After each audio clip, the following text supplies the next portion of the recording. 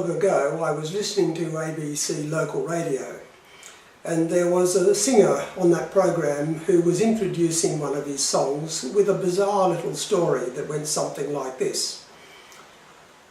There was a scientist working at the Parkes radio telescope.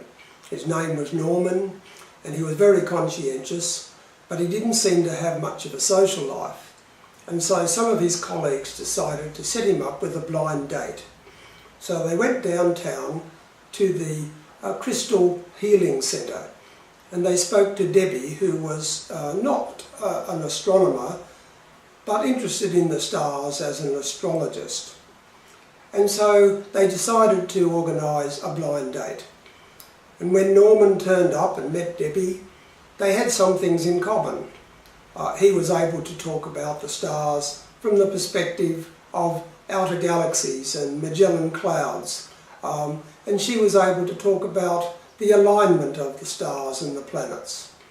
At the end of the meal at the Chinese restaurant, he handed over his card and asked her to contact him. Well, the weeks went by and poor old Norman didn't get a call, and he became very morose. And so his friends went down to the Crystal Healing Centre and they said to Debbie, "How did the date go?"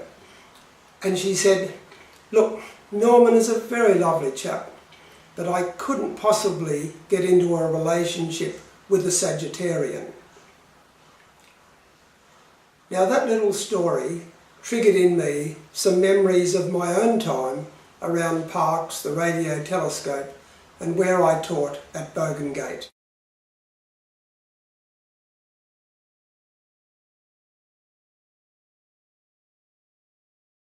It was in late January 1961 when I arrived by train at Bogan Gate station.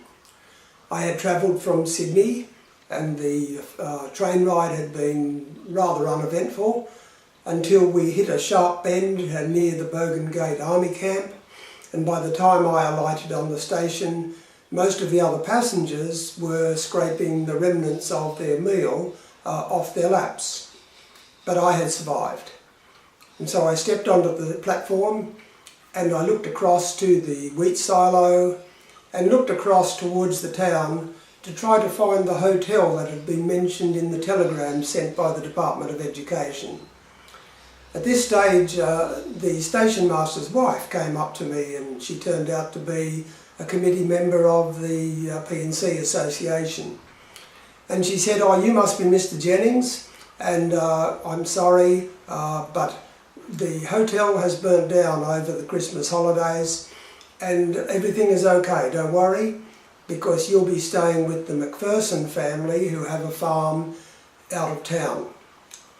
And so it was on Gunningland Station, as a 19-year-old beginning my teaching career, that I first looked up at the night sky in the central west and saw stars that I'd never seen before because of my early life in Sydney, living in the smog. Despite the Sydney smog, I can remember very clearly in the late 1950s when we all rushed out of our houses in Ryde in Sydney to see Sputnik going overhead. And of course over the next couple of years, when the Americans started to get into the space race, we used to often look up at the stars to see what was going overhead. And then later on, when I went to Teachers College at Wagga Teachers College, I did an elective in astronomy, and so that really spurred my interest in outer space and the night sky. And we did a lot of work on spheroidal geometry, which enabled us to be able to track where the constellations were in the sky.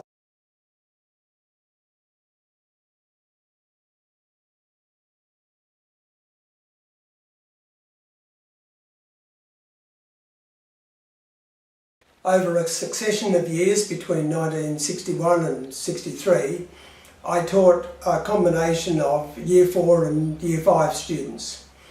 And one of the particularly bright buttons in one of my classes there was a Merrill Finlay, who I think a number of you people know. as taking a leading role in the Skywriters Project.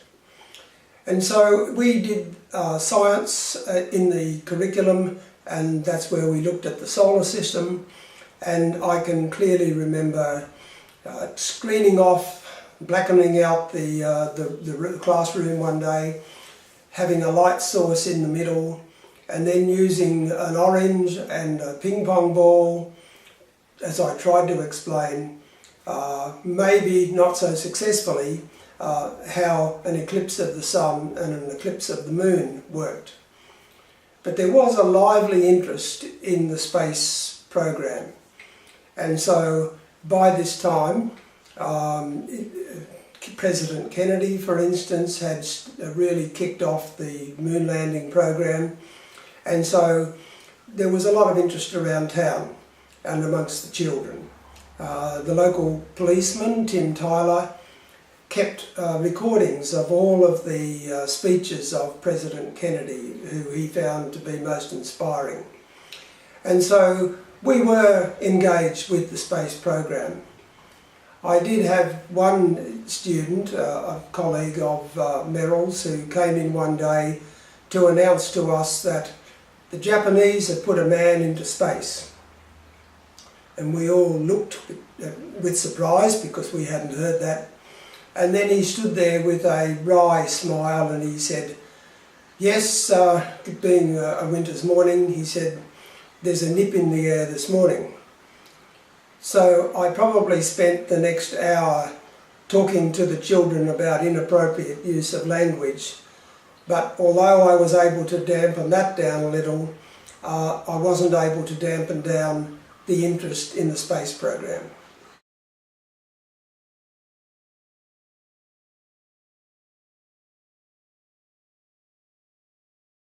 During the period of my appointment to Bogan Gate, of course the Parkes radio telescope was being constructed, and so on occasions I took some students into Parkes and then out to the site, and I think the students were a little bit disappointed that they weren't going to be able to actually see stars through the telescope, that they would be getting messages via radio signals. But anyhow, I used to spend quite a lot of time in Parkes. I'd come in there sometimes to watch or to play hockey. Sometimes I'd come in to taste the wider range of cuisine that wasn't available in Bogan Gate. But over time, I think I became involved with the school. I became the sports master. For my sins, I became the cub master in town. And I helped Tim Tyler to set up a boys' club where we did some gymnastics and boxing. With the Cubs, we did do some walks out into the hills, and occasionally the sun would be setting and we were able to see the night sky. And so I decided to try to teach the students something about the navigation by the stars, and we were particularly looking out for the Southern Cross. And so those days in Bogan Gate we were aware of that night sky, and of course in 1963 there was the Saturday morning that I walked into the local post office to see the postmaster standing there with tears in his eyes, and President Kennedy had been assassinated. And that meant that the whole world seemed to be changing. And yet the space program kept going, and later in my teaching career in Sydney, we were able to sit in the science lab in 1969 and to see the first landing of human beings on the moon.